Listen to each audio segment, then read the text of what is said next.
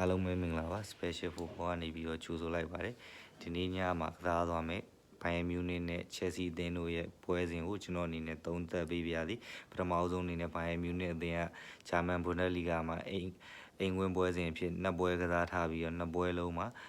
ဘယ်လိုပြောမလဲLeipzig ကို6ဂိုးသွင်းပြီးတော့ Hamburg ကို5ဂိုးသွင်းထားတယ် clean sheet နှစ်ပွဲလုံး clean sheet ရထားပြီးတော့အိမ်ဝင်နှစ်ပွဲလုံးမှာ17ဂိုးသွင်းပြီးတော့နှစ်ပွဲကစားထားပြီး17ဂိုးသွင်းထားတယ်ဘိုင်ယန်မြူနစ်အသင်းအနေနဲ့တိုက်စစ်ကတော်တော်လေးကိုဒီဟာဒီမှာကောင်းမွန်နေတာကိုတွေ့ရမယ် Chelsea အသင်းဘက်ကိုကြည့်မယ်ဆိုရင် Chelsea အသင်းအနေနဲ့Enzo Maresca ရဲ့လက်အောက်မှာသူတို့အသင်းအနေနဲ့ပြန်လဲဒီဆောက်နေစေဖြစ်ပေမဲ့လည်းသူတို့အသင်းအနေနဲ့အကောင်းဆုံးပုံစံနဲ့တော့ရှေ့ဆက်သွားနေတယ် Premier League မှာဆိုလည်း၄ပွဲကစားထားပြီးတော့နှစ်ပွဲသေးနှစ်ပွဲနိုင်နဲ့ဘယ်လိုသူတို့အသင်းအနေနဲ့နှစ်ပွဲသေးနှစ်ပွဲနိုင်ရလက်ကိုရရှိထားပြီးတော့Chelsea အသင်းအနေနဲ့ရှုံးပွဲတော့မတွေ့သေးဘူးဒါဒီနှစ်ပွဲနိုင်နှစ်ပွဲသေးတဲ့မှာအဝေးဝင်းနှစ်ပွဲကစားထားပြီးတော့အဝေးဝင်းမှာတပွဲနိုင်တပွဲသေးဖြစ်ထားပြီးတော့တပွဲနိုင်တပွဲသေးပေါ့ဗျာ Chelsea အသင်းအနေနဲ့သွင်းကိုအနေနဲ့9ဂိုးသွင်းထားပြီးတော့ပေးကိုအနေနဲ့ဆိုရင်တော့3ဂိုးပေးထားတယ် Chelsea အသင်းအနေနဲ့ဆိုရင်လည်းအဝေးဝင်း4ပွဲမှာ9ဂိုးထိသွင်းယူထားပြီးတော့သူတို့အသင်းရဲ့တိုက်စစ်ဆွမ်းကိုပြထားတယ် Chelsea အသင်းအနေနဲ့ဒီရာဒီမှာခေါ်ထားတဲ့ Joao Pedro တို့ Jeremy Gaiden တို့ပြီးတော့ကိုဘာမာအနေနဲ့ဒီနေ့ပွဲမှာပွဲပြီးခဲ့တဲ့ပွဲမှာဘယ်လိုပြောမလဲသူ့အနေနဲ့တကူဒဏ်ရာရပြီးတဲ့နောက်မှာပြန်ပြီးကစားနိုင်တယ်ပြန်ကစားနိုင်တဲ့ပွဲမှာသူ့အနေနဲ့တကူသွင်းခဲ့တယ်တကူသွင်းပြီးတဲ့နောက်မှာကိုဘာမာအနေနဲ့ဘယ်လိုပြောမလဲကိုဘာမာအနေနဲ့အရန်ကစားသမားအနေနဲ့ဒါကစားခွင့်ရခဲ့တယ်ပေါ့ပြီးခဲ့တဲ့ပွဲမှာ Brentford နဲ့ပွဲမှာဒီနေ့ပွဲမှာတော့ Enzo Maresca အနေနဲ့ပွဲစားကလေးကအသုံးပြုလိမ့်မယ်လို့တော့ထင်တယ်တစ်ဖက်မှာတော့ Pedro Neto ပါဝင်လာနိုင်ပြီးတော့တစ်ဖက်မှာတော့ Jeremy Gaiden ပွဲထွက်လာနိုင်တယ်ပေါ့အရှိမှာဆိုရင်တော့ Joao Pedro ရဲ့ဒီလက်ကတော့ပါဝင်မှာမဟုတ်ဘူးဒီလက်ကတော့ဒဏ်ရာရရှိနေတဲ့အတွက်ကြောင့်မလို့ဒီလက်ကတော့ပါဝင်မှာမဟုတ်ဘူးပြီးတော့ Chelsea အသင်းရဲ့အဓိကကစားသမားဖြစ်တဲ့ကိုဝဲလည်းပါဝင်နိုင်မှာမဟုတ်ဘူး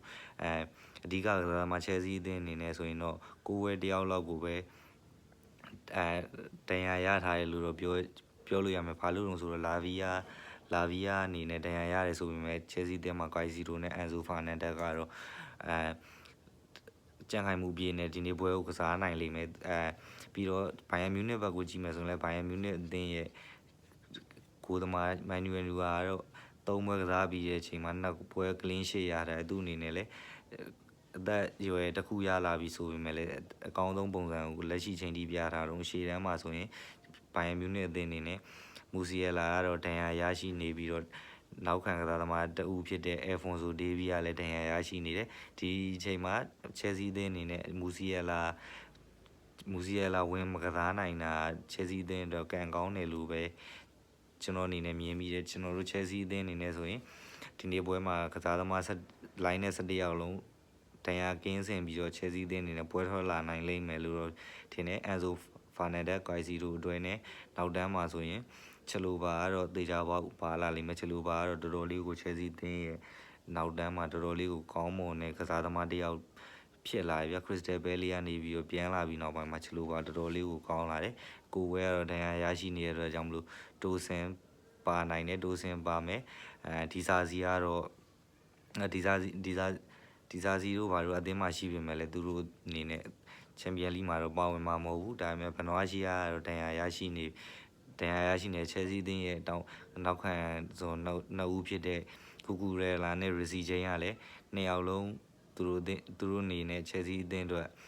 အကြံခိုင်မှုပြေးနဲ့ကစားနိုင်လိမ့်မယ်ဘိုင်ယန်မြူနစ်အသင်းဘက်ကတော့ရှေ့တန်းမှာတော့ Harry Kane နဲ့ပဲပွဲထွက်လာနိုင်ပြီးတော့လီဗာပူးအသင်းကနေဒီမှာခေါ်ထားတဲ့လူဝစ်ဒီရဲ့လည်းပွဲထွက်လာလိမ့်မယ်လို့ထင်တယ်။ Olise လည်းပွဲထွက်လာနိုင်လိမ့်မယ်ထင်တယ်။ကွင်းလယ်မှာဆိုရင်တော့ Cashman နဲ့ Goretzka ကတော့ဘိုင်ယန်မြူနစ်အသင်းရဲ့ကွင်းလယ်ကိုဒီရာဒီမှာထပ်ပြီးတော့ထိန်းချောင်းနေရတွေ့ရတယ်သူတို့နှစ်ယောက်အနေနဲ့ဆိုရင်အကောင်းဆုံးအချိန်တွေကိုအကောင်းဆုံးတက်ရွယ်ပိုင်းခြားနဲ့သူတို့နှစ်ယောက်ရဲ့အကောင်းဆုံးခြေစွမ်းကိုရနေတဲ့အချိန်လို့ကျွန်တော်အနေနဲ့ပြောချင်တယ်တစ်ဖက်မှာလည်း Chelsea အသင်းအနေနဲ့လူငယ်ကစားသမားနှစ်ယောက်ဖြစ်တဲ့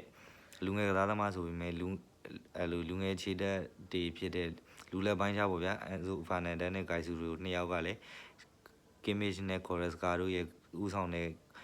ဘိုင်ယန်မြူနစ်အသင်းရဲ့ကွင်းလယ်ကိုကောင်းကောင်းကြီးရှင်ကစားနိုင်လိမ့်မယ်လို့တော့ထင်တယ်ဘိုင်ယန်မြူနစ်အသင်းအနေနဲ့ဒီနေ့ပွဲမှာ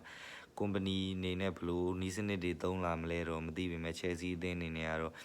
4-5-1ပုံစံနဲ့ဟိုမှာသူတို့ရဲ့ပုံစံတိုင်းပဲကစားမယ်ဘိုင်ယန်မြူနစ်ကလည်းနှစ်သင်းလုံးကတော့ကစားခုနောက်ပိုင်းကစားပုံတွေချက်အသင်းကြီးအသင်းသေးအစားသူတို့အနေနဲ့ pressing game လုံးဝအဲ့လိုကူသမားအနေစတဲ့အကွက်တွေပဲလာတာဗျာဒါပေမဲ့ဒီနေ့ပွဲမှာတော့အန်ဆိုမာရက်စကာနဲ့ဘိုင်ယန်မြူနစ်အသင်းရဲ့နီးပြကုမ္ပဏီတို့ရဲ့နီးစနစ်ပိုင်းတွေကဒီနေ့ပွဲမှာတော့အဆုံးဖြတ်ပေးလိမ့်မယ်တော့ထင်တယ်ကစားသမားနှစ်ဖက်ကိုကြည့်မယ်ဆိုရင်လည်းနှစ်ဖက်လုံးမှာတော့တော်တော်လေးကိုကောင်းမွန်တဲ့ကစားသမားတွေကိုပိုင်ဆိုင်ထားတယ်နှစ်သင်းလုံးအနေနဲ့လည်း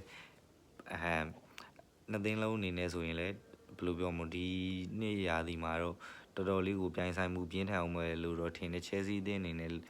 ချန်ပီယံလိနောက်ဆုံးကစားခဲ့တုန်းကဘိုင်မြူနစ်နဲ့တွေ့ဆုံဘိုင်မြူနစ်နဲ့တွေ့ဆုံခဲ့တုန်းကပေါ့ဗျာသူ့အနေနဲ့ဘိုင်မြူနစ်ရဲ့ယခုလက်ရှိလိုပဲကန်ရမယ်ဘိုင်မြူနစ်ရဲ့အိမ်ခွဲမှာသူ့အနေနဲ့4 ဂိုးတကူနဲ့ရှုံးခဲ့တယ်အိမ်ခွဲမှာဆိုရင်3 ဂိုးမရှိနဲ့ရှုံးခဲ့ပြီးတော့ချယ်ဆီအသင်းအနေနဲ့အရှက်တကွဲရှုံးနေပြီးတော့ချယ်ဆီအသင်းအနေနဲ့ထွက်ခဲ့ရ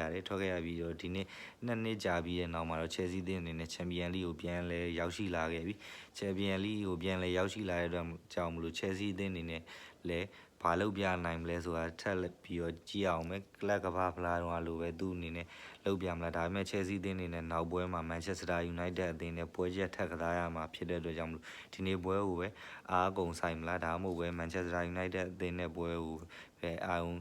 စိုက်ပြီးတော့ကစားမလားဒီနေ့ပွဲကတော့ပထမအဆုံးပွဲဖြစ်တဲ့အတွက်ကြောင့်မလို့သိပ်ပြီးတော့ချန်ပီယံလိအုပ်စုကအများကြီး24 သင်းထိတက်တာဆိုတော့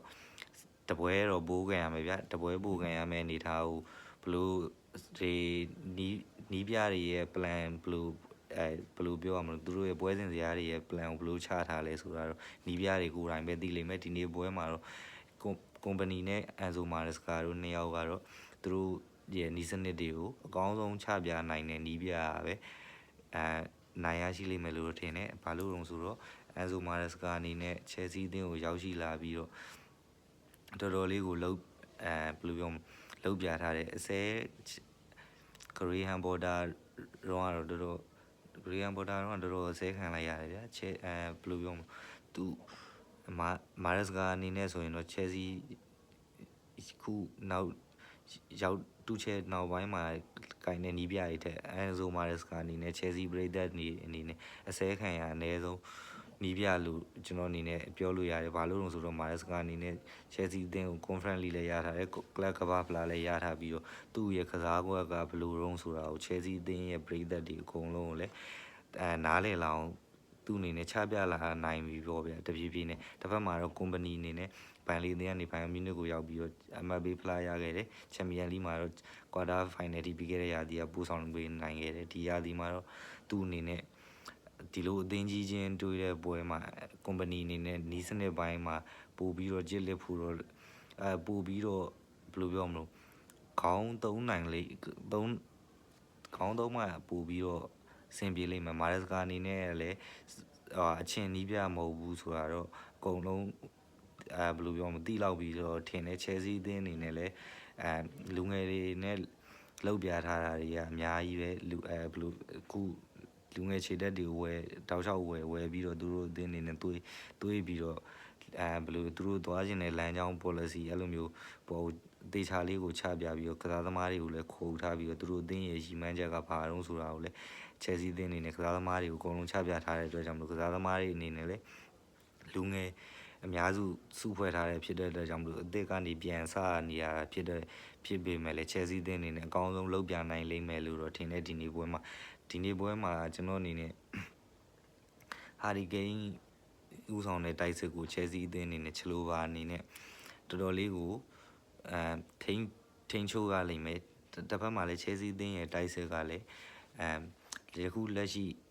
ဘိုင်ယန်မြူနစ်နောက်တန်းကိုဘိုင်ယန်မြူနစ်နှစ်ပွဲ clean sheet ရထားရဆိုပေမဲ့ Chelsea အသင်းနဲ့တွေ့တဲ့ပွဲမှာတော့သူတို့အသင်းအနေနဲ့ကိုအိမ်ကွင်းမှာကိုးစပေးရလိမ့်မယ်လို့တော့ထင်တယ် Chelsea အသင်းအနေနဲ့လည်း Bayern Munich ရဲ့အိမ်ကွင်းမှာကိုရနိုင်လို့ Bayern Munich ကလည်း Chelsea အသင်းကိုအိမ်ကွင်းမှာဘယ်ချိန်မှစိုးကိုရသွားနိုင်တယ်ဒီတော့ကြောင့်မလို့နှစ်သင်းလုံးအနေနဲ့သွင်းကိုတွေ